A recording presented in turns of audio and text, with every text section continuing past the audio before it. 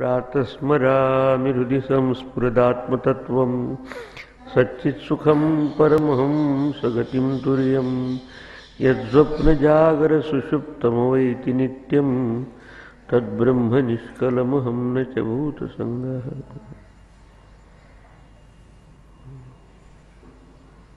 ईशोनुरात्मा चेतसा विदितव्यः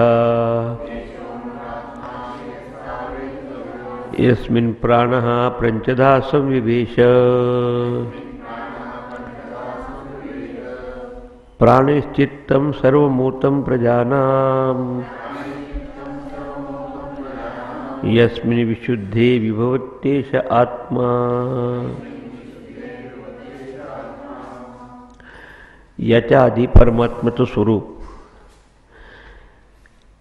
सर्व उपाधीहून अतीत आहे सांगून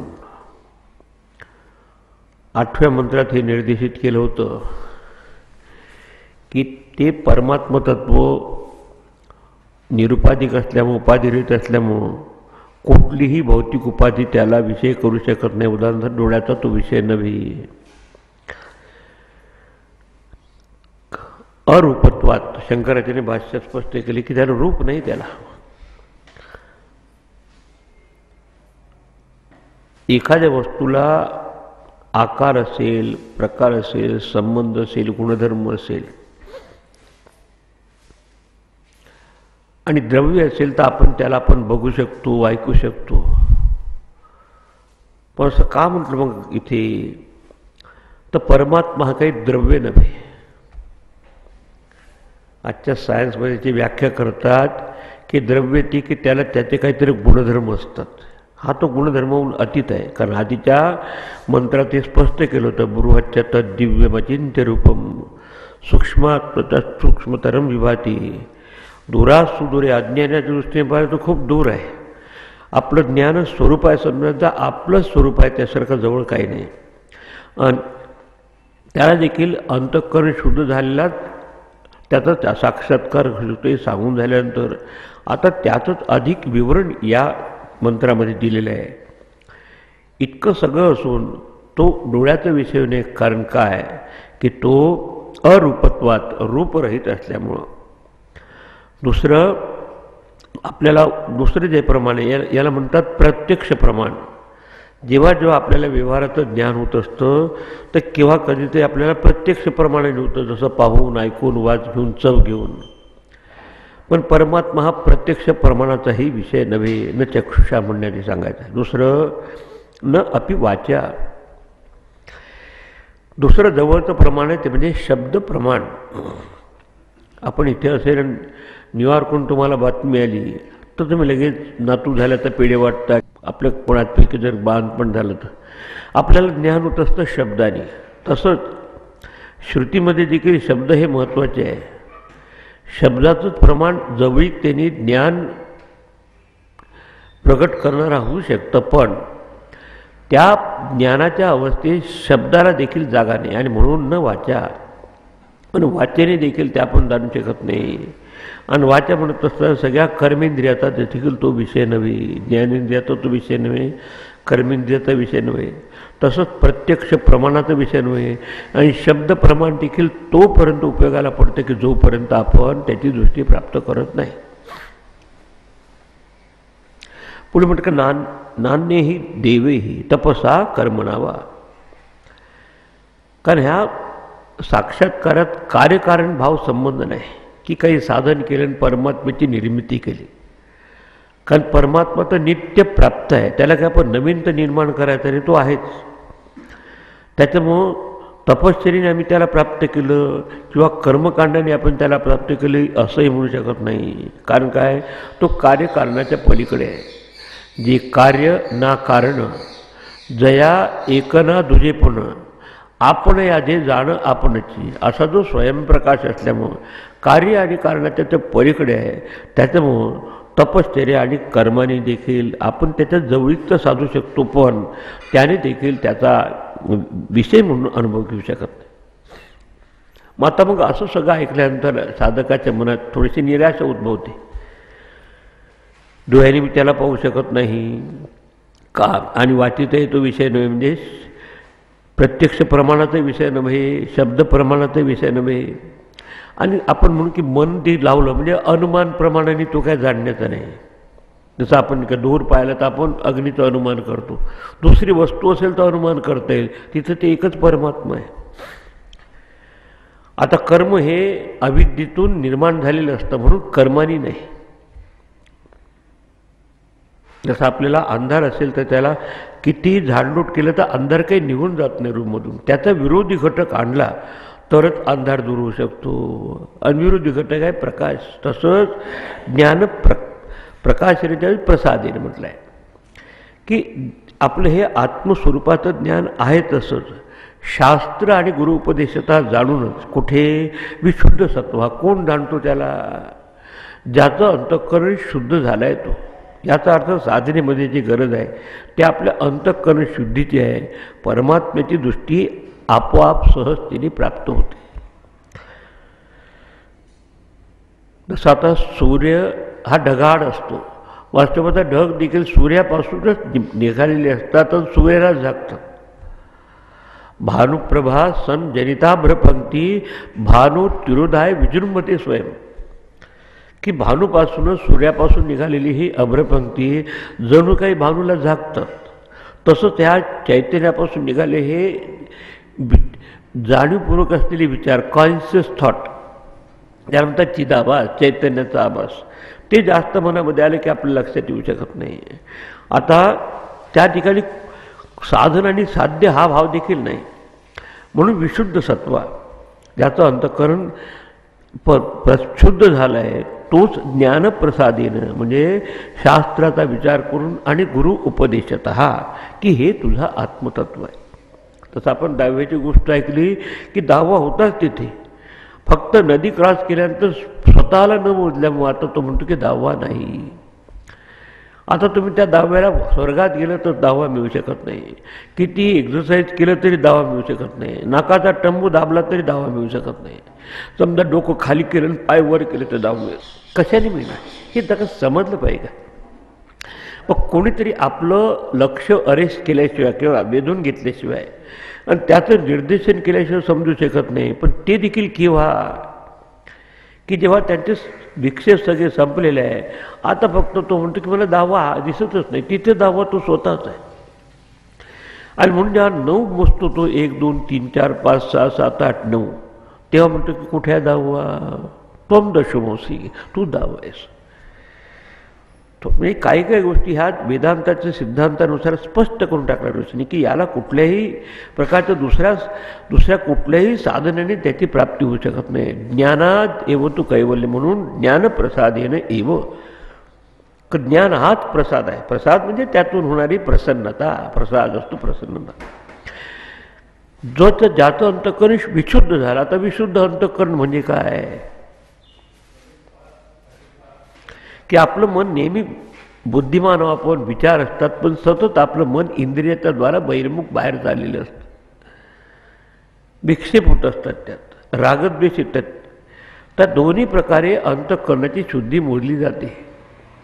एक तर विचाराचं परिमाण कमी झालं पाहिजे. कधी कधी एकाच विषयाचे 1000 विचार मन आपल्या मनामध्ये येतात, त्याच्यावर आपण चंचलता असते. चंचल मन असेल तर ते एकाग्र होऊ शकत नाही, एकाग्र होऊ शकत नाही ध्यान होऊ शकत नाही, ध्यानाने त्यात तदाकार होऊ शकत, ध्यान लागलं नाही तर तदाकार होऊ शकत.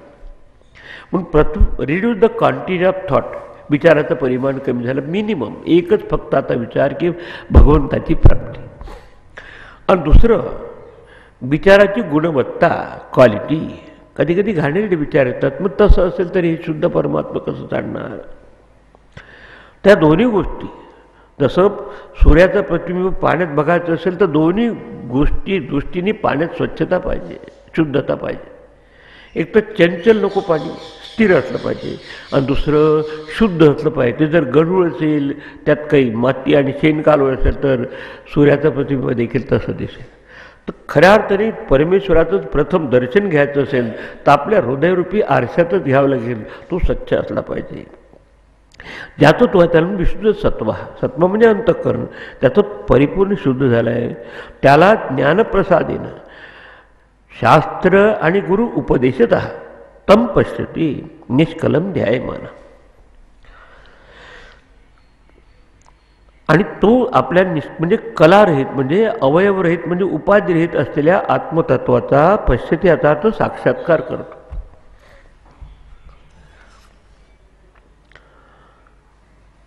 याचा अर्थ जे काही आपल्याला साधनेची तयारी पाहिजे ते त्या आपल्या अंतःकरणाची अनुकूलता आवश्यक आहे.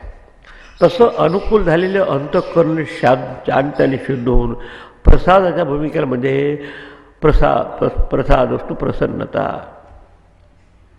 आपल्या गीतेच्या दुसऱ्या अध्यायाची गीते चालू आहे की अशा तऱ्हेने त्याचं अंतःकरण शुद्ध झाला तो त्या आपल्या प्रसादमध्ये गच्छती. प्रसादे सर्व दुःखानां हानिरस्योपजायते प्रसन्न चेतसो ह्यासो बुद्धी परिवतिष्ठते. त्या आपल्या स्वरूपाच्या ठिकाणी बुद्धी एकरूप राहते, तिथे बुद्धीच राहते.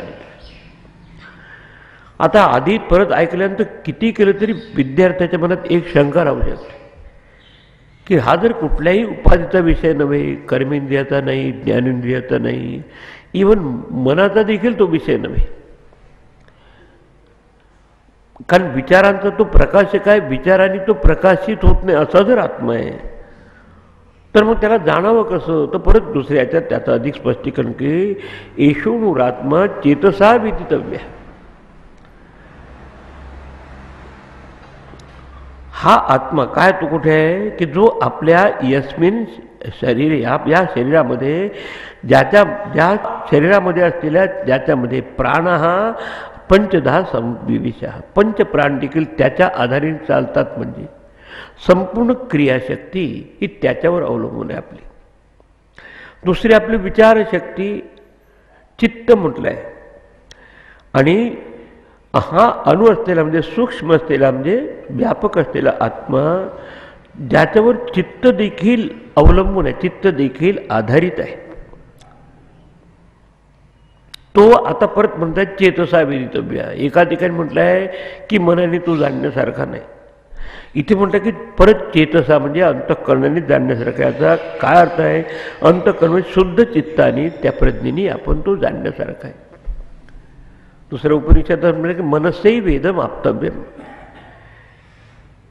इदम हे जे ब्रह्म आहे, हे परमात्मा तत्व आहे. मनसा एव आप्त. मनसा म्हणजे कोणत्या मनसानी? शुद्ध मनाने. आणि ते शुद्ध मन म्हणजे कोणतं? ते मनची चैतन्य झाले, ते मन राहतच नाही वेगळं. म्हणून अशा तऱ्हेनं या शरीरामध्ये यस्मिन ज्या आत्मतत्वाच्या आधाराने पाच आपले पंचप्राण सगळ्या प्रकारची त्याला म्हणतात फिजिओलॉजिकल फंक्शन, सगळं सर्क्युलेशन वगैरे सगळं आलं काल पाहिलं आपण. दुसरं हा अणु असल्यावर सूक्ष्म असल्या आत्मा सूक्ष्मशा शुद्ध अशा अंतःकरणाने जाणायचा. म्हणजे अंतःकरण देखील तदाकार होऊन ते जाणू शकतो. प्रजानाम सर्व चित्तम प्राणेही ऊतम. आणि आपली संपूर्ण प्राणशक्ती चित्तावर अवलंबून आहे. पहा, ज्या दिवशी आपलं मन डिस्टर्ब होतं, विक्षिप्त होतो, तेव्हा आपले श्वासोश्वासाची क्रिया देखील बरोबर राहत नाही. आणि किंवा आपल्याला श्वासोश्वास बरोबर नसेल, आपल्या मनाची देखील शांती धरते. हे दोन्ही एकमेकावर अवलंबून असलेले, पण हे दोन्ही शेवट आहे अवलंबून किंवा कशावर आधारित आहे? त्या आत्मतत्वावर. थोडक्यात सांगायचं म्हणजे विचाराशी तादात्म्य होण्याच्या ऐवजी किंवा ह्या क्रियाशक्तीशी तादात्म्य होण्याच्या ऐवजी ज्याच्या आधाराने आपल्या प्राणाची क्रियाशक्ती आणि अंतःकरणाची विचारशक्ती कार्यरत होते किंवा कार्ययुक्त होते, त्याच्याकडे मन वळवा. त्यालाच म्हटलं आहे मेडिटेशन. विशुद्धे यस्मिन एषः आत्मा विभूती. आणि मग त्याचा साक्षात्कार होतो की नाही? अशा अंतःकरणात त्या आत्मा स्वयंहून प्रकाशतो. त्याला काही दुसरं काही मग प्रकाश करण्याची काही आवश्यकता नाही. जसं एका दिव्याने दुसऱ्या काही वस्तू आपण जाणू शकतो, पण दिव्याला जाणण्यासाठी दुसऱ्या दिव्याची आवश्यकता नाही. न दीपस्यान्य दीपेच्छा स्वात्मरूप प्रकाशते. दिव्याला प्रकाशित करण्यासाठी दुसऱ्या दिव्याची आवश्यकता नाही. तसंच हे काय स्वसंवेदी वस्तू, स्वयंप्रकाशशील वस्तू साधकाच्या हृदयात अनुभवाला येते. कारण हे एवढ्यासाठी सांगितलं की हे सगळं ऐकल्यानंतर वाटतं की हे आपण कधी करू शकत नाही, पण ऋषीमुनींनी ते अनुभवलेलं आहे. आणि आपण जर त्याचा अनुभव करू शकत नाही, तर याचं कारण आपल्या मन आणि बुद्धीचा असलेला खोडकरपणा. आपलं मन आणि बुद्धी नेहमी या इंद्रियाच्या द्वारा बहिर्मुखच झालेलं असतं. बस डोळे उघडले की काय पाहायचं, कान उघडले की ऐकायचं, आणि त्याचे झालेले परिणाम झाले की म्हणजे हे संपूर्ण आंतरिक मनाचा खेळ बाहेर झाल्यानंतर आपण जाणू शकत नाही. इंद्रियाणाम विचरताम यन मनोन विधीयते तदस्य हरती प्रज्ञा वायुर्नाव मिवांबसी. त्या स्थितप्रज्ञेच्या लक्षणात देखील सांगितलं की खूपही प्रज्ञावान जरी माणूस असेल तरी इंद्रियाचे हे मन संलग्न झालं, आणि मनाचे आपण संलग्न होऊन झालो की आपली मेडिटेशन ध्यान वगैरे संपून जातं. त्याच्यावर इंद्रियाच्या जे अधिष्ठान रूप असलेलं मन आणि मनाचा द्रष्टा असलेलं आत्मतत्व हे जाणूनच त्याची प्रचिती होऊ शकते. पण रमण महर्षीला कोणी विचारलं की कोणाबाबत मी मेडिटेशन करू, ध्यान कोणाचं करू, ते म्हणाले ध्यान करणाऱ्याचं ध्यान कर.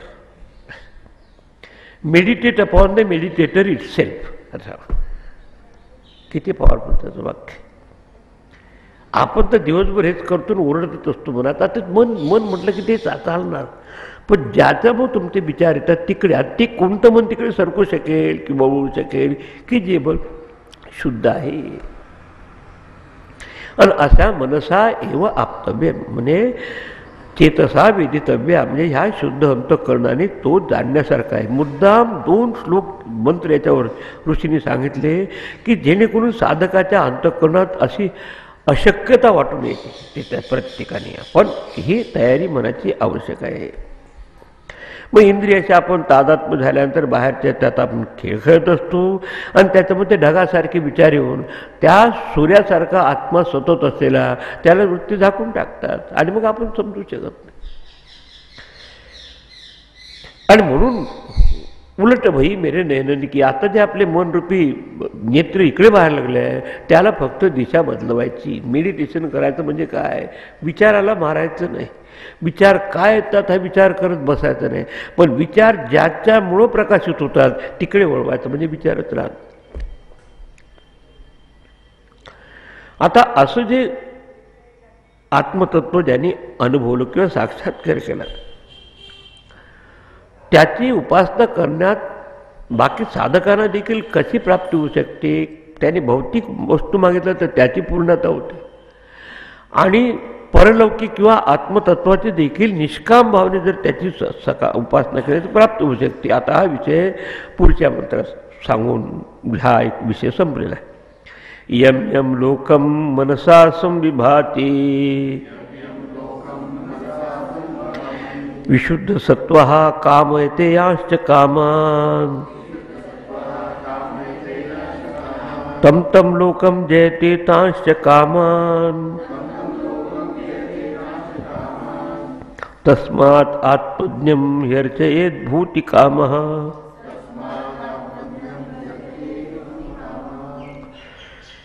आता विषय चालला विशुद्ध सत्वः. अशा तऱ्हेने अंतःकरणात त्याच्या शांती आणि शुद्धता आहे.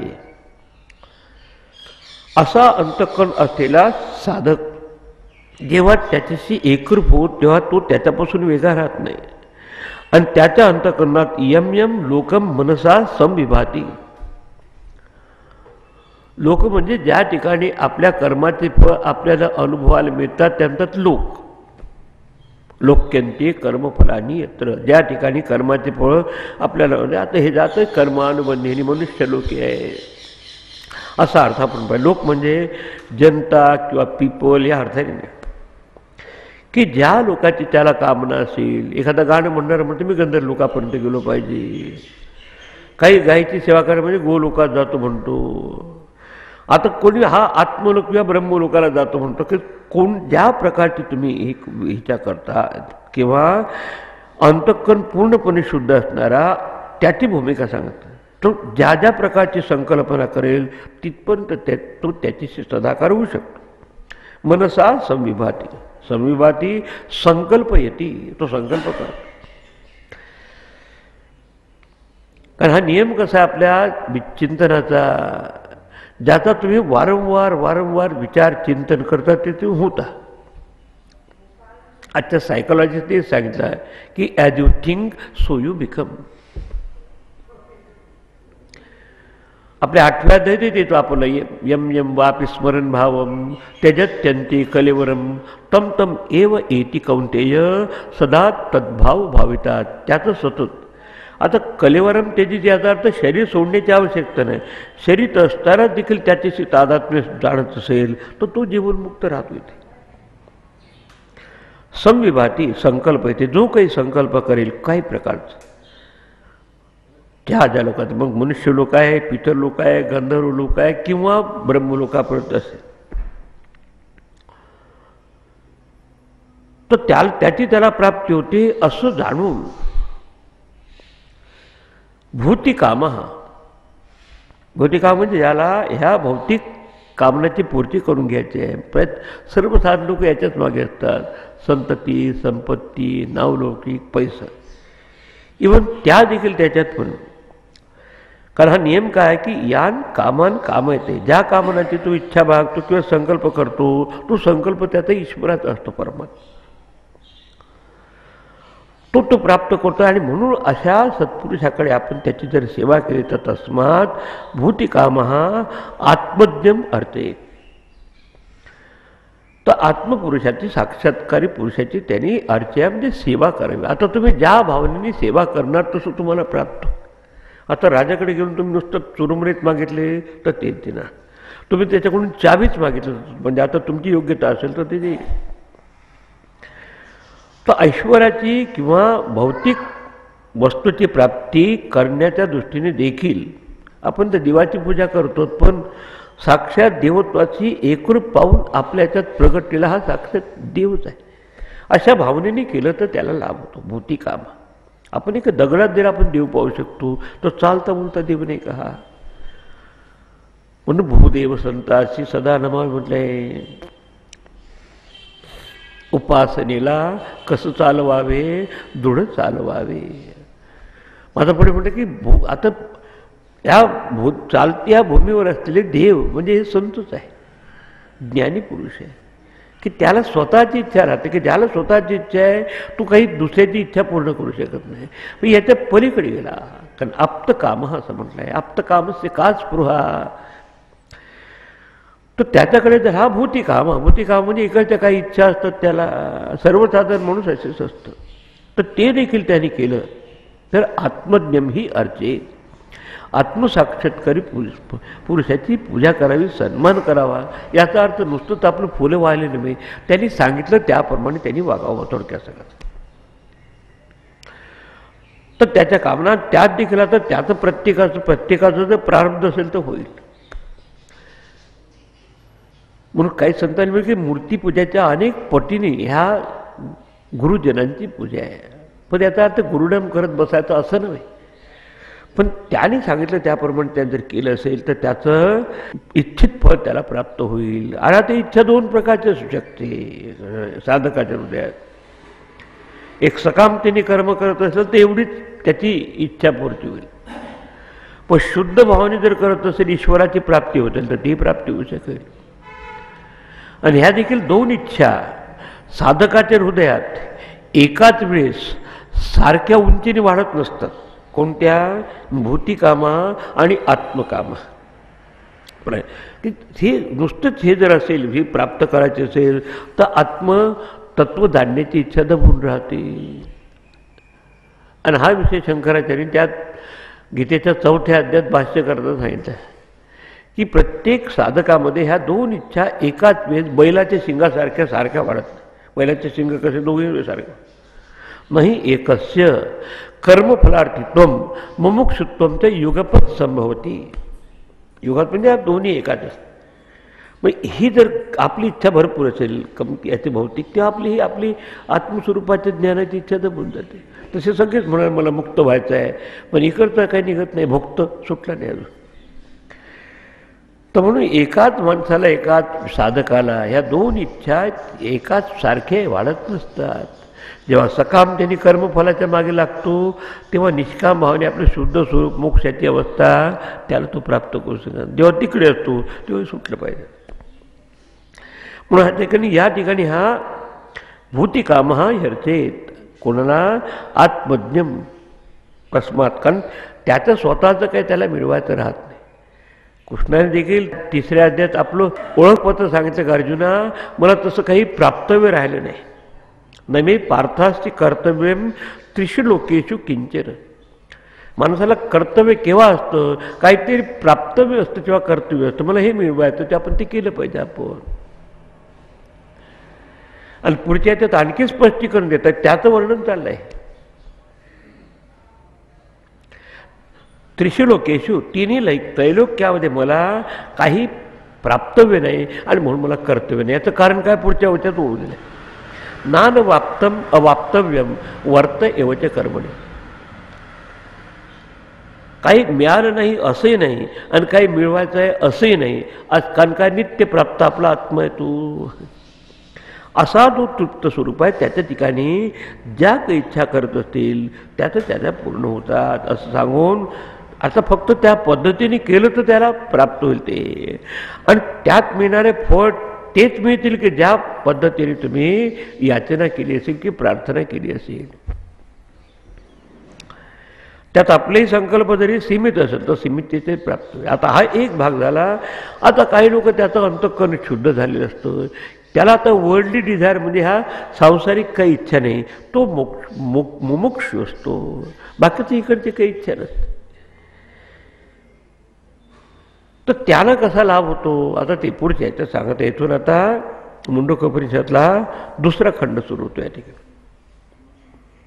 आता पहिल्यांदा सकाम तिन्ही उपासना करणाऱ्याचं भौतिक कामनाची पूर्ती करण्यासाठी उपासना करण्याचं त्याला देखील पाहिजे ते फळ मिळू शकतं तसं जर केलं तर. पण किती दिवस आपण ऐश्वर्याच्या मागे लागलं तरी एक क्षण कधी ह्या विचार करणाऱ्या माणसाला समजायला येतं की आपण इतकं सगळं मिळालं पण कशासाठी. आणि असं करून तो सगळ्या बाकीच्या आता सांसारिक इच्छेतून त्याचं मन निघतं. पुरे पुरे आता प्रपंच पाहणे निजानंदी राहणे स्वरूप येऊ माये अधिक देखणे तरी निरंजन पाहणे. मग अशा वेळेस गुरु असं हे ज्ञानी पुरुष गुरुसारखं काम करून त्याला त्या परब्रह्माची दृष्टी प्राप्त करू शकतो तो त्यांच्या अर्चनेनी किंवा त्यांच्या हे सांगायचं आहे त्यांना पुढे. म्हणजे पूर्वीच्या प्रकरणात विशुद्ध अंतःकरण असलेल्या पुरुषाचं सामर्थ्यवान पुरुषाची पूजा अर्चा केली असताना आपल्या भौतिक कामना पूर्ण होतात. आता भौतिक कामना राहिली नाही. पण आता कदाचित ही कामना राहू शकते की पूर्णत्वाची कामना. आणि पूर्णत्वाची कामना फक्त सद्गुरूच्या उपदेशाने किंवा ईश्वराच्या कृपेनेच प्राप्त होऊ शकते. तर ते देखील यात खेळते. आता त्या बाबत सांगत आहे. सवय देतात परमं ब्रह्मधाम यत्र विश्वं निहितं भाति शुभ्रम उपासते पुरुषं ये ह्यकामाः ते शुक्रमेतत् अतिवर्तन्ति धीराः.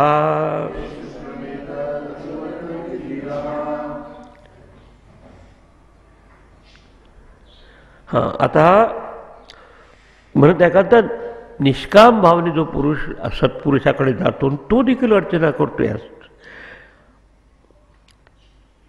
तर त्याचं वर्णन की एतत् परमं शुभ्रम ब्रह्मधाम वेद.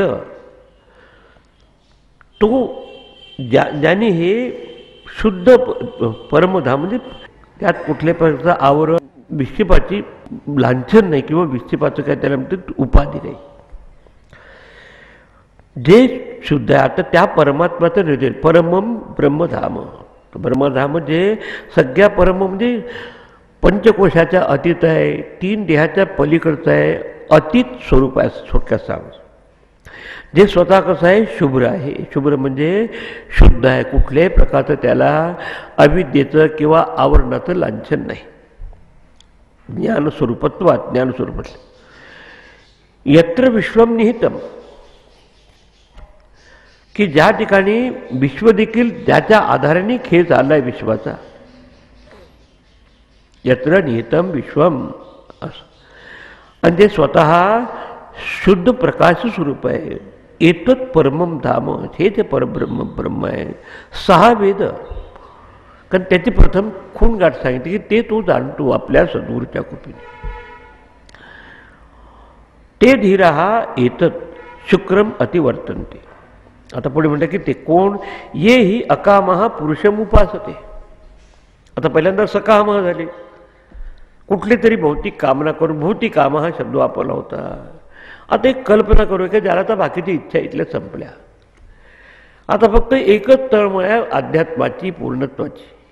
किंवा एक संत दुसऱ्या संताकडे जातो, काही तर मागायचं नसतं त्याला.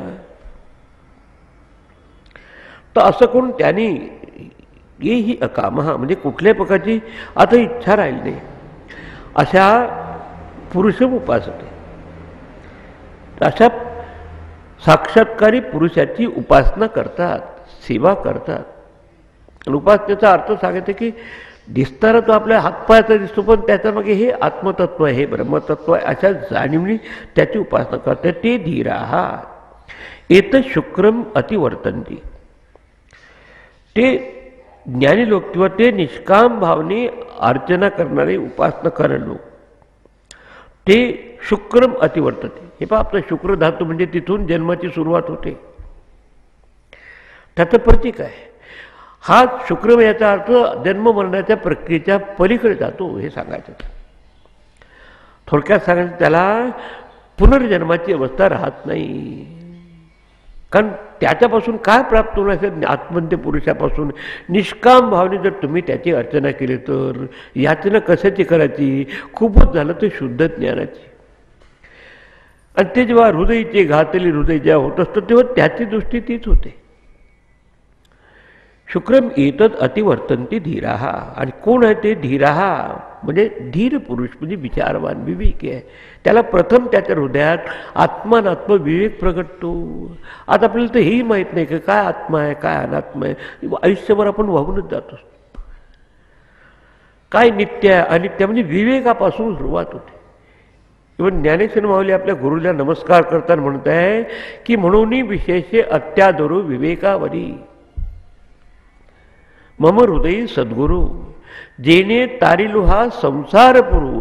आणि म्हणून हा संसाररूपी पूर मी ज्याच्या कृपेने तरुण गेलो, ते कशाच्या आधाराने, विवेक त्यांनी सांगितला म्हणून मला लक्षात आलं.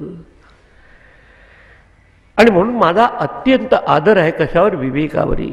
कारण हे विवेक, आत्मानात्म विवेक होणं आवश्यक आहे. शेवट ध्यान जरी करायचं असेल तर ध्यानाची वेदांताची प्रक्रिया अशी आहे की प्रथम जाणा की आपण कोण नाही आणि कोण आहे. कोण नाही त्याला नाकारण्यासाठी शब्दश्रुतीने वापरले नेती नेती, न इति न इति न इति. आणि मग ते समजल्यानंतर साधकाने देखील आपल्या ध्यानाच्या अवस्थेत चिंतन करत असताना मी कोण नाही ते नाकारलं पाहिजे. मनोबुद्धी अहंकार चित्त आणि न अहम हा एक भाग. मग राहिलेले 5 ज्ञानेंद्रिय देखील विषयत्वात विषय असल्यामुळं, विकारित्वात विकारवान असल्यामुळं, ज्ञत्वात ज्ञानाचा विषय असल्यामुळं ते देखील आत्मानुभवती, ते आत्मा होऊ शकत नाही. पण प्रथम हा एक भाग आपल्या लक्षात आला पाहिजे. त्याला देखील त्या संतासारखी दृष्टी प्राप्त करायची असेल तर तिथून मार्गदर्शन होणं. पण कोणाला, अकामा. हा बाकीची इकडची कामना घेऊन गेली नाही उपयोगाचं. तर हा एक भाग त्याला समजता की आपण कोण नाही, अनात्म्याचा असलेला त्याग केल्याशिवाय आत्म्याचा योग येऊ शकत नाही. अंधकार सुटल्याशिवाय ज्ञानाचा म्हणजे नाही. ज्ञान आहे तिथे अंधकार, हे असंच म्हणण्यासारखं. तर अशा तऱ्हेचे अशा अवस्थेला ते प्राप्त करतात की ते ज्याला गीतेत म्हणे तद्धाम परमम. इथे म्हटलं आहे परमम ब्रह्मधाम यत्र विश्वम निहितम. त्याला देखील तीच दृष्टी प्राप्त होते की ज्याच्या आधारे संपूर्ण विश्व कसं आहे, विश्वम दर्पण दृश्यमान नगरी तुल्यम निजांतर्गतम. दक्षिणामूर्ती स्तोत्र वाचून की हा आरशावर जसं आभासित व्हावं जगत, तसं ह्या मनरूपी आरशात किंवा त्या अधिष्ठानावर केवळ मायेने आभासात्मक असलेलं जगत आहे. खऱ्या अर्थाने आधार आणि आधेय हा संबंध नाही परमात्म्याचा आणि जगताचा. पण हा फक्त कसं त्याच्यावर असलेला अध्यारोप आहे, सुपरिंपोज. की यत्र ज्या ठिकाणी विश्व म्हणजे 3 प्रकारचं विश्व, स्थूल प्रपंच आपण जागृत अवस्थेत अनुभवतो स्थूल देहाची एकरूप होणं. सूक्ष्म प्रपंच आपण स्वप्नावस्थेत अनुभवतो सूक्ष्म देहाची तादात्म्य भावून. आणि झोप लागली असताना आपल्याला आपण शून्य अवस्थेसारख्या ठिकाणी जातो कारण शरीराची एकरूप होऊन. पण परमात्म तत्व कसं आहे, तिन्ही देहाच्या पलीकडे. त्याच्यासाठी आपल्याला तीन देह हे अनात्म स्वरूप आहे, आत्मा त्याचा दृष्ट आहे. आणि हे कोणाला समजेल, अकामहा असे जे निष्काम भावनेची उपासना करतात, दुसरं काहीच मागत नाही ते. तर त्याला काय रिझल्ट प्राप्त होतो, त्याचा फलश्रुती काय. आधी सकाम त्यांनी उपासना करणाऱ्यांची काय फलश्रुती आहे ते त्याला प्राप्त होतं. येथे निष्काम भावाने केवळ परमार्थ तत्व ते प्राप्त व्हाय करून घ्यायच्या भूमिकेतून गेला असेल तर शुक्रम येतच अतिवर्तनती धीरा. या म्हणजे जन्ममरणाच्या प्रक्रियेपासून हे धीर पुरुष मुक्त होतात. कशाने, ज्ञानाची प्राप्ती करून. शेवट जोर दिला श्रुती मातेने की ज्ञाना वाचून मुक्ती नाही, ऋते ज्ञानान्न मुक्ती. ज्ञान म्हणजे कोणतं ज्ञान, भौतिक ज्ञान आपल्याला युनिव्हर्सिटीत मिळतं, शाळा कॉलेजमध्ये मिळतं, पण आपल्या बाबतचं ज्ञान, knowledge about the self, not around the self. आणि दुसऱ्या पॉझिटिव्ह शब्दात देखील उपनिषद म्हणतं की ज्ञानात एव तू कैवल्य, ज्ञानानेच कैवल्याची प्राप्ती होते. आणि ते ज्ञान असं नाही समजत कोणीतरी सांगितल्याशिवाय. अशा तऱ्हे शुद्ध ज्ञानस्वरूप परिपूर्ण ब्रह्मधामाची त्याला प्राप्ती होते, त्याचा साक्षात्कार होते सांगून. आता कामनेच्या दृष्टीने दोन प्रकारचे लोक असतात, तो दोन्ही जीव असतात. शेवटपर्यंत ज्याच्या कामना कधी संपतच नाही तो हे जीवात्मा आपली यात्रा संपवतो. आणि त्याचं सगळ्या कामना संपून शरीर सुटत असतं. तर त्याच्या मागे नियम कसा आहे आपल्या उन्नतीचा, उत्क्रांतीचा. आणि शेवट सांगत आहे या मोक्षासाठी निष्कामता किंवा वासनारहितता कशी आवश्यक आहे हे आता पुढच्याच्यात सांगत आहे. त्याचा नियम सांगू. तसा चिंतनाचा नियम का घेतला की ज्याचा विचार करता ते तुम्ही होता. As you think so you become. तशा डिझायर कोणत्या असतील, इच्छा असेल त्याचं पण तुम्हाला प्राप्ती होते. आणि म्हणून खूपच बाकीची इच्छा असेल तर मोक्षाची इच्छा करा, मग मोक्ष व्हा आणि मग तुम्हाला त्या समजेल काय. तर मोक्षप्राप्तीसाठी निष्कामता आवश्यक आहे हे इथे आता पुढच्याच्यात दोघांचाही विचार करून स्पष्ट करत आहे, सकामतेचा आणि निष्कामतेचा. ऐका. कामान्य कामयते मन्यमानः सकामभिर्जायते तत्र तत्र पर्याप्त कामस्य कृतात्मनस्तु इहैव सर्वे प्रविलियन्ति कामाः. या पुरुषा की जो काही जीव आहे तो कामान काम येते मन्यमाना, हे विशिष्ट कामनाची इच्छा करून तो आपला संकल्प करून त्याच्या पूर्तीच्या मागे लागतो. इच्छा करतो आणि मन्यमाना म्हणजे त्याचं चिंतन करतो की ही वस्तू मला प्राप्त व्हावी. भौतिकातली पैसा पाहिजे, मुलाबाळा पाहिजे, संतती पाहिजे, नावलौकिक पाहिजे, कोणाची बदली झाली पाहिजे, आपली झाली पाहिजे. आता काही तुम्ही लावून ठेवा. कारण इच्छा असल्याशिवाय विचार येत नाही आणि विचाराची संकल्पना झाल्याशिवाय आपण कार्य करत नाही. ही त्याची साखळी आहे. आता जशा वासना तसे विचार, जसे विचार तशी संकल्पना, जशी संकल्पना तसं प्राप्तीचं क्षेत्र. असं म्हणून आता इथे सायकोलॉजी सगळी आली. बाहेरचे लोक देखील आपल्याला तत्वज्ञानाला म्हणतात की आम्ही सायकोलॉजी वाचतो, पण येतात खरी सायकोलॉजी इथे आहे. का ठीक आहे, नुसती कामना ठेवून नाही, नुसतं आपल्याला समजा मेकॅनिकल डिझायर झाली, चुपचाप राहायचं काही प्रॉब्लेम नाही. आपलं मन जरा त्याचं कशी मिळेल, कुठे मिळेल, कोणाच्या संपर्कात आल्याने हे आपले केस सँक्शन होईल सुरू असतं.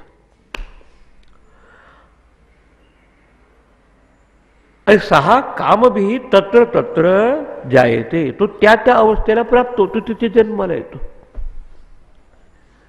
कल्पना करा की ज्याला दिवसभर सिगरेट पाहायची सवय आहे, पण त्या ऑफिसमध्ये कटाक्ष लिहिलाय की ते स्मोकिंग म्हणजे धूम्रपान निषेध. तो कसा तरी डांबून ठेवला आपल्या वाचनेला, पण 5 वाजल्यानंतर पहिल्यांदा कुठे जाईल तो. जाय ते तत्र तत्र. तुम्हाला सवय नाही, तुम्ही जाणार का पाण्याच्या ठेल्यावर की सिगरेट द्या. सरळ सिंपल सायकोलॉजी. एखादा माणूस कसा वागतो याचं त्याचा अंतरंग कसा आहे, अंतरंग कसं आहे तशा वाचताय तसं त्याने. अगदी सरळ सिंपल नियम सांगितलं. काही लोक विचारतात का करतात, लोक का करतात. एखादा रावणासारखं वागतो, एखादा कुंभकर्णासारखं वागतो, एखादा बेबीशान. एकाच घरात त्या त्या पद्धतीने तो वागणार. आणि त्या नाही केलं तर त्याला तर चुकल्यासारखं वाटणार. बस काय ते तर त्या गटारात राहणाऱ्या त्या जंतूला तुम्ही दुसऱ्या कमळावर टाकलं तर बरोबर नाही वाटत. आणि कमळाच्या फुलावर असलेल्या भ्रमणाला तुम्ही गटारात टाकलं तर त्याला बरोबर वाटत. हा फरक आहे. का बरं इथे येत नाही जास्त. फरक कठीण आहे. डोक्यावरून जातं बिचारा. जाणार कसं. इवन गीता देखील काय म्हणते, पार्थो वत्सान सुधीही भोगता. आता काय करणार. आमचे बुद्धीच बरोबर नाही. एखाद दोन येऊन पाहतात. तुम्ही पाहिलं ना नाटक, काही वाईट वाटून घेतात. हे चाललं. आणि ते असं कोणी शेवट पश्चात्तापात आहेत की सगळं करून काय केलं मी. पण हे किती तळमळीने सांगितलं लक्षात येत नाही. आता दोनच गोष्टी सांगितल्या आता मागच्या ह्याच्यात. एक सकामतेने करणारा तू त्याच्यात, दुसरा आपला शुद्ध भावाने समजा प्रभूची प्राप्ती करतो तो तू करेल. सकाम भी तत्र तत्र जायते म्हणजे त्या त्या ठिकाणी त्या अवस्थेला तो प्राप्त होतो. जन्माला येतो म्हणजे आता अर्थ फिजिकली तो शरीर घेतो असं नव्हे, पण त्या त्या अवस्थेला जातो. कारण जन्म मरणाचा आतला अर्थ आहे की पूर्वीची अवस्था सोडणं त्याला म्हणतात मरण, आणि नवीन अवस्था धारण करणं त्याला म्हणतात जन्म. बस. पण तो कसा घेईल. वासनेच्या संगे त्याचा वाचतो असेल. आता दुसरं याचा विचार बदलला त्याचे. पर्याप्त कामस्य कृतात्मनः तू, की जिथल्या आता सगळ्या कामना पूर्ण झाल्या. कुठलीही इच्छा आता राहिली नाही. भौतिक नाही, इव्हन आध्यात्मिक देखील नाही. सांगा झोपेची देखील इच्छा तुमच्या मनात कुठपर्यंत असते. झोप लागतपर्यंत. वाटेल तर तुम्ही प्रयत्न करता, काही टेप रेकॉर्ड लागता किंवा एखादं उपनिषदाचं पुस्तक कंटाळवाणं होतपर्यंत वाचून झोप लागते. काहीतरी कर. पण झोप लागल्यानंतर तुम्हाला काही झोप येते का करी. काही लोक प्रवचनात देखील असं सर्टिफिकेट, स्वामीजी इतकं छान प्रवचन, मला झोपच आली म्हणतात तुमची. असं नाही म्हटलं, पण एक तुम्हाला एक उदाहरण का तर मन त्याचं आप होऊन जातं. मग तो काय करणार का, त्याचं लक्ष लागत नाही. आणि आधीपासूनच पूर्वग्रह म्हणत असतं हा विषय फार कठीण आहे गड्या. बस झालं. तर याची भूमिका अशी आहे की कुठली आता वर्ल्डली नाही, गॉडली देखील डिझायर नाही आता करणे. कारण मला आता मुमुक्षुत्व व्हायचं आहे, ते देखील दारापर्यंत तोपर्यंत आहे. पण तिथे गेल्यानंतर काय इच्छा आहे त्याला.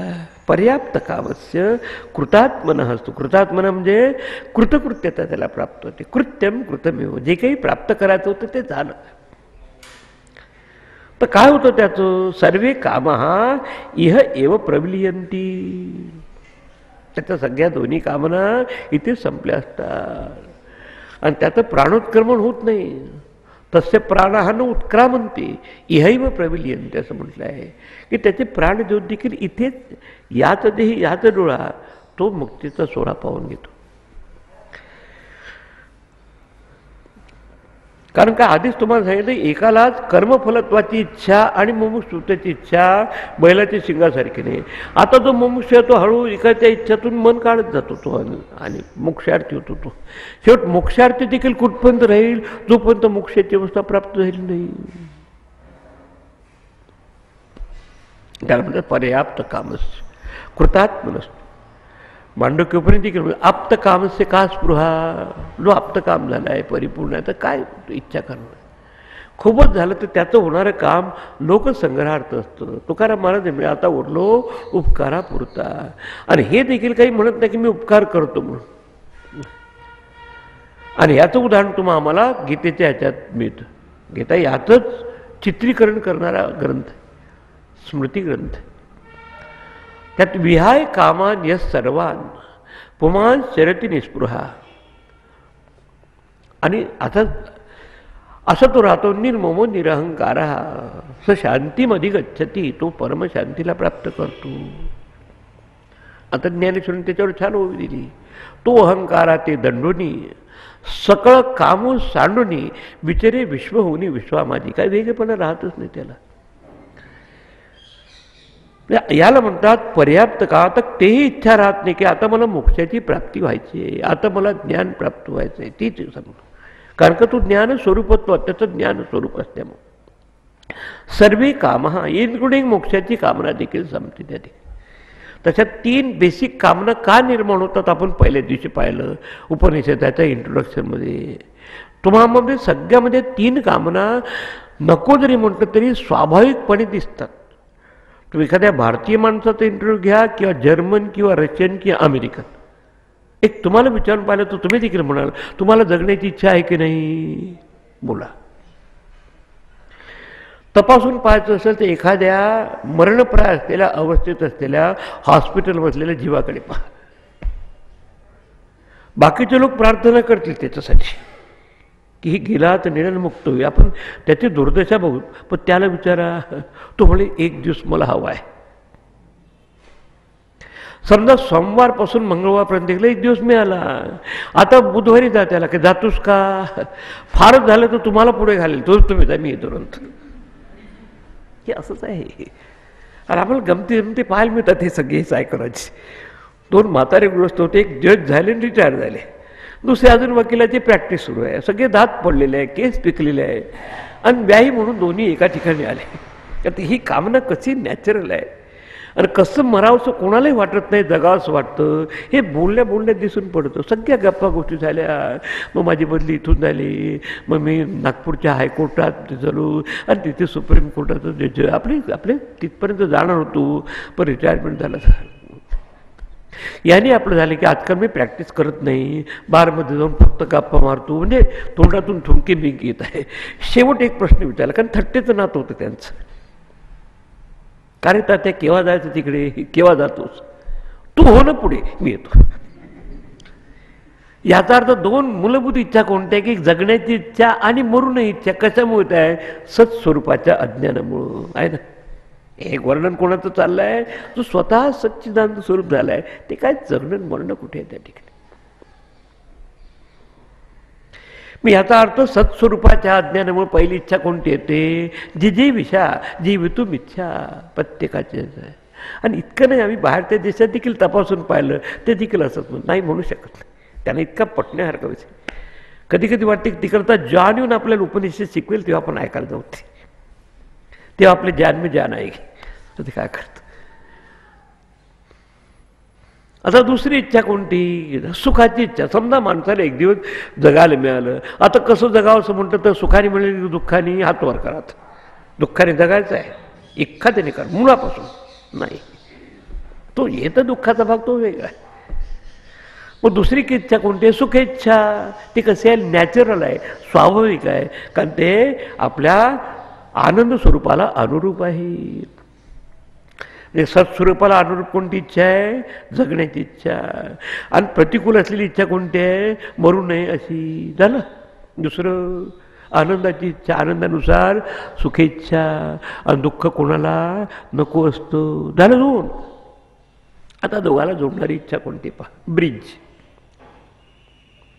आता म्हणून आपल्याला जाणून घ्यावं असं वाटतं की कसं मी जास्तीत जास्त दिवस जगेन, जास्तीत जास्त सुखाने जगेल. I want to know how to live long and how to live happily.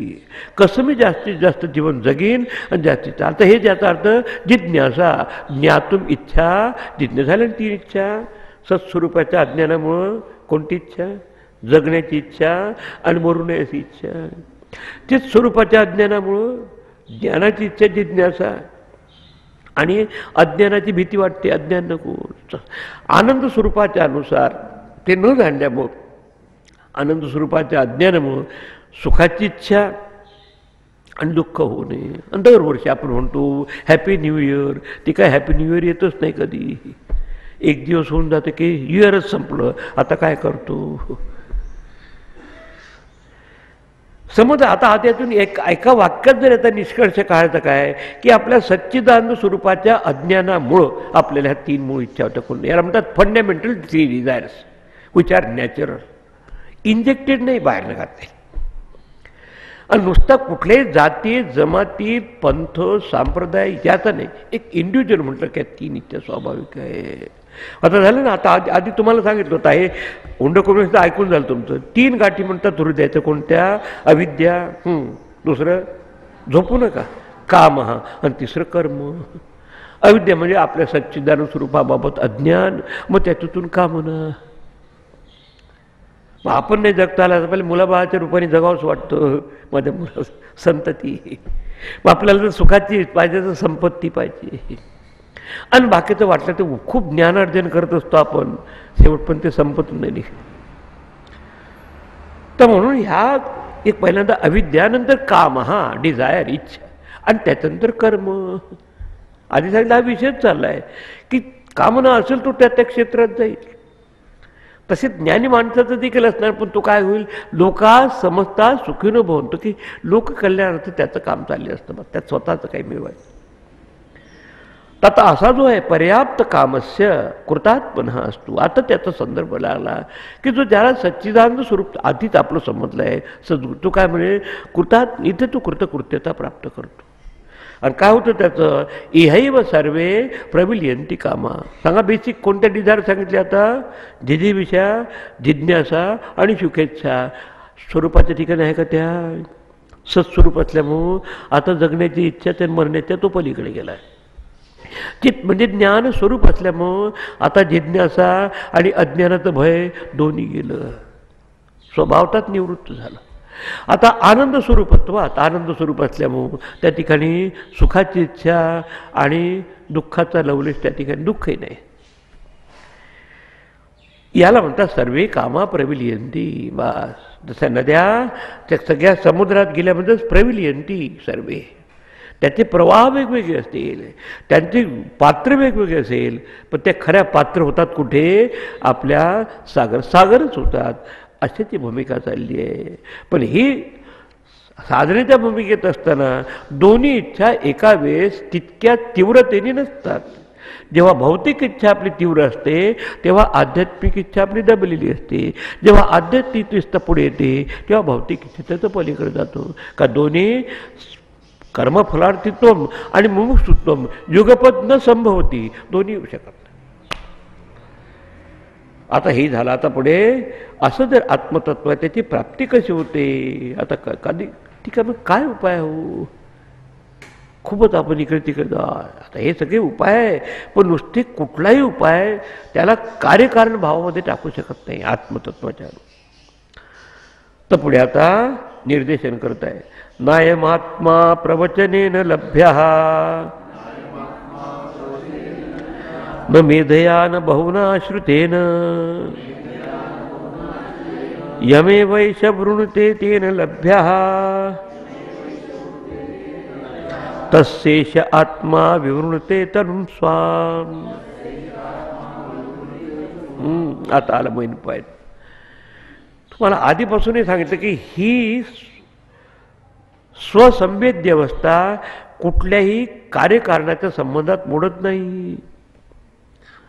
मग आम्ही प्रवचन ऐकलं म्हणून साक्षात्कार झाला, ध्यान केलं म्हणून साक्षात्कार झाला, याचा अर्थ आधी आत्मा नव्हता नंतर निर्माण केला असं होईल. म्हणून अयम आत्मा प्रवचनेन लभ्य. हे पहिल्या दिवशी माहीत असतो तर आपण आलोच नसतो प्रवचनाला. शब्दशः भाषांतर घेऊ नका. खऱ्या अर्थाने याच्यातूनच डोळे उघडले आहे सगळ्या संतांचे, सगळ्या ऋषीमुनींचे. कारण न लभ्याचा का तो कसा आहे, नित्य उपलब्धी आहे स्वरूप हम आत्मा. आधी तुम्हाला सांगितलं की परमात्मा आणि बाकीच्या ह्याच्यात काय फरक आहे, बाकीचे काय आहे, अप्राप्ताची प्राप्ती आहे. हे कसं आहे, प्राप्तस्य प्राप्ती. आत्मा कसा आहे, नित्य प्राप्त आहे, अस्तित्व स्वरूप आहे, ज्ञान स्वरूप आहे, आनंद स्वरूप आहे. त्याला काही दुसऱ्या अस्तित्वावर अवलंबून राहावं लागत नाही, असा जो आत्मा आहे. अच्छा, तो स्वतः ज्ञान असो म्हणून ज्ञानाचा विषय नव्हे, तर ज्ञान स्वरूप आहे, तर स्वतः आनंद स्वरूप आहे. त्याच्यामुळं अशाची प्राप्ती प्रवचनेन लभ्य. तसं पाहिलं तर सापेक्ष लभ्य शब्द वापरला होता. कोण सत्येन लभ्य एष आत्मा, सम्यक ज्ञानेन ब्रह्मचर्येन नित्यम असं आधी. आता तिथे हे बघा, हे जेव्हा जेव्हा शास्त्राचे शब्द येतात ना त्याला म्हणतात त्या दृष्टिकोनातून स्टँड पॉईंटने सांगितलं. आता ही अशी जी पूर्णत्वाची अवस्था आहे आत्मज्ञानाची, ती नित्य प्राप्त असल्यामुळं तो प्रवचनाचा मग विषय झाला आणि म्हणून आत्मा जाणला असं होऊ शकत नाही. नाही तर काय होईल, प्रवचनाच्या आधी आत्मा नव्हता, नंतर आत्मा निर्माण झाला, मग तो झाला टाईम बाउंड आत्मा, सिमिटले. जाऊ दे, आता दुसरं काय करू, थोडंसं काहीतरी आपण स्मरण बिरण करू. माझी स्मरणशक्ती खूप आहे, मेधाशक्ती न मेधया झालं. खूप श्लोकावर श्लोक पाठ करून टाकले, सगळं 18 अध्याय पाठ केले. पण गुरुदेवाकडे कोणी गेला म्हणे मी सगळे 18 अध्याय मुखोद्गत झाले माझी याद. I have gone through Gita 100 times किंवा 100 वेळा गेलो पारायण केलं. त्याने विचार has the Bhagavad Gita gone through at least once, की भगवद्गीतेने तुझा अंतरंग पाहिलं का, तू पाहिलंस. थोडक्यात सांगायचं म्हणजे कितीही रिटेंटिव्ह कॅपॅसिटी, मेधा म्हणजे रिटेंटिव्ह म्हणजे आधीचं स्मरणात आणलं भरपूर, मग गप्पा. कारण नुसत्या शब्दाच्या बोलानं शांती नाही म्हणी, म्हणून न मेधया. याचा अर्थ उद्यापासून पाठ करायचं असं काही करू नका. कारण खऱ्या अर्थाने शब्दाने ज्ञान होत असतं. तुम्हाला उदाहरण दिलं की पाणी जर आणायचं असेल तर लोटी आणावं लागेल. सांगताना काय म्हणतात, पाणी घेऊन ये, पण घेऊन ये तर काय तर लोटी. कोणी विचारलं की का लोटी आणली, आता लोटीची कसं, तसे शब्द आहे. तसं प्रवचन साधन आहे. एक तर प्रवचन गुमसंधानम, त्यात ज्ञान कसं होतं तिथं म्हटलं आहे की आचार्य त्याला उपदेश करतो शब्दाच्या द्वारा. आणि इथे म्हणताय, इथे त्या ऑल्टिट्यूडने गोष्ट करते, त्या स्वरूपाच्या गोष्टी. न मेध्यानं बहुना श्रुतीनं, खूप ऐकलं, इतकं सगळे ऐकलं.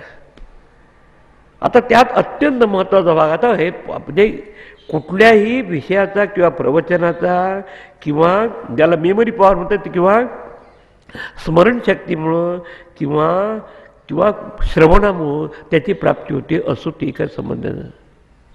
कारण काय सांगायचं आहे, त्यात कार्यकारण भाव नाही, साध्य साधन हा भाव नाही, सिद्ध वस्तू असल्यामुळं. मग आता कसं प्राप्त व्हायचं तर आपल्याला तर आज नाही. आता दोन्ही प्रकारे घेता, यमैवैष ऋणते तेन लभ्य, ईशः यम ऋणते, दोन्ही प्रकारे घेतलं शंकराचार्यांनी. म्हणजे की जो साधक त्याला जो वरण करतो, आणि नाही की स्वयंवरात म्हणजे नाही का सीतेने माळ घातली रामाला असं, तसा हा साधक त्याला जेव्हा वरतो म्हणजे तो त्याला चूज करतो, त्याला निवडतो, ते तदाकार होतो. किंवा काय असं म्हटलं की यम आत्मानं साधक हा वृणते, असं करता येईल. हा एक अर्थ, त्या आत्मतत्वाला साधक आपली माळ घालतो म्हणजे त्याच्याशी समरस होतो तो. किंवा एषः हा साधक, किंवा यम साधकम ऋणते, की तो ईश्वर त्याच्यावर कृपा करतो. दोन्ही. मग एका ठिकाणी म्हटलं आहे की वेदर द्या मोहम्मद गोज टू माउंटन और माउंटन गोज टू मोहम्मद, दोघाचा अर्थ एकच. द्वैताच्या दृष्टीने काय म्हणतं की जेव्हा ईश्वराची त्याच्यावर कृपा होते तेव्हा आत्मतत्वाचं ज्ञान होतं. जेव्हा हा ईश्वराच्या कृपेला एकरूप होतो. म्हणून आपल्या दोन उपासनेच्या पद्धती आहे.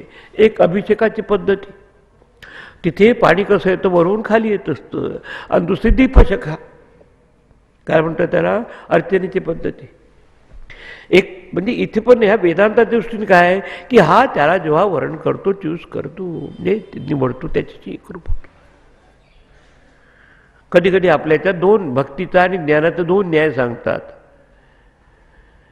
की मार्जार न्याय. मार्जार न्याय म्हणजे असे मांजरीचं पिलाला पकडून ठेवते, त्याला नाही काही त्रास करून घ्यावा लागत. तसा ईश्वर जेव्हा या साधकावर अनुग्रह करतो तेव्हा ही प्राप्ती होते त्याची. हा एक भाग झाला भक्तीच्या.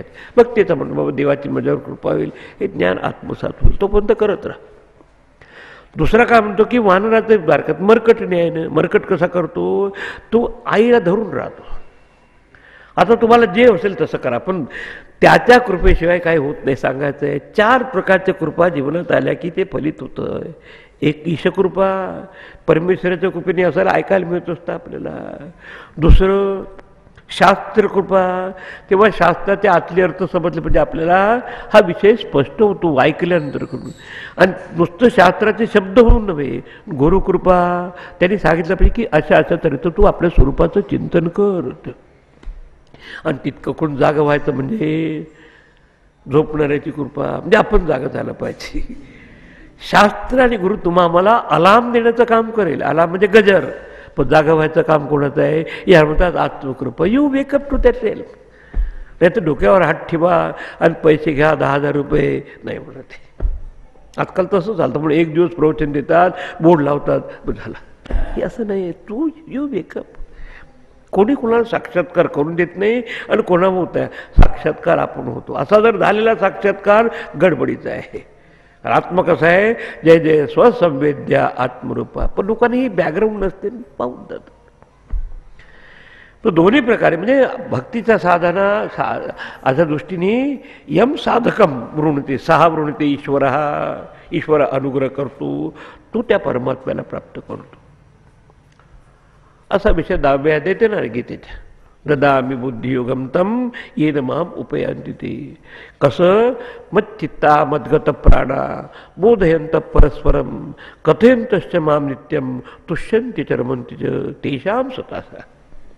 म्हणजे ना 10वा अध्याय की अशा तऱ्हेने आपलं प्राण मन पणाला लावून भक्तीने आपलं मन माझ्याकडे वळवतो. भगवान म्हणत अर्जुना त्याला मी बुद्धियोग. याचा अर्थ यालाच तिकडे न्यावं लागेल वाटचाल करून.